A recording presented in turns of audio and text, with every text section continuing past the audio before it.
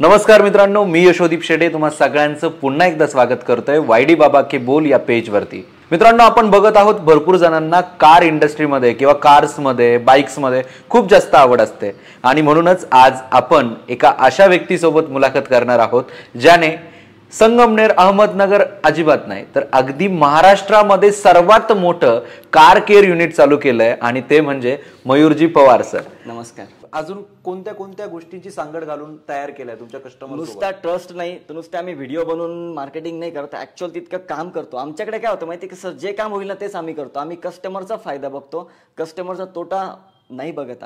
आम्हालाही पैसेच कमवायचे आहेत, पण आम्ही ते चांगल्या मार्गाने कसे कमावता येतील याचा विचार करतो। जे काम आज आम्हाला वाटतं ह्या गाडीला योग्य नाही करणं, ते आम्ही सांगतो सर ह्या गाडीला काम योग्य नाही आहे ते आज करणं। मोस्टली काय होतं माहिती का, बऱ्याचदा दोन गडबड होते याच्यामध्ये। कस्टमरला लक्षात येत नाही कुठल्या ॲक्सेसरीज घेतल्या पाहिजे, इसेन्शियल घेतल्या पाहिजेत का नॉन इसेन्शियल घेतल्या पाहिजेत। आपल्याकडे इंडियन मार्केटमध्ये काय होतं, बरेचदा सगळीकडे डेकोरेटिव्ह ॲक्सेसरीज जास्त विकले जातात, जेणेकरून इसेन्शियल जात नाहीत। कस्टमरला पण गाडी घेतल्यानंतर त्याला सजवावीशी खूप वाटते गाडी, जेणेकरून माझी गाडी सगळ्यात भारी दिसेल। मग ते डोर हँडल लावतील, क्रोम लावतील, XYZ 15,000चे क्रोम टाकून देतील आणि ज्यावेळेस सीट कवर घ्यायची वेळ येतील ना त्यावेळेस 3 आणि 4,000चं सीट कवर मागतो सर। मग आम्हाला पण वाईट वाटतं की यांना काय चांगलं आहे आणि काय नाही हे लक्षात येत नाही। मग आम्ही त्यांना गाईड करतो।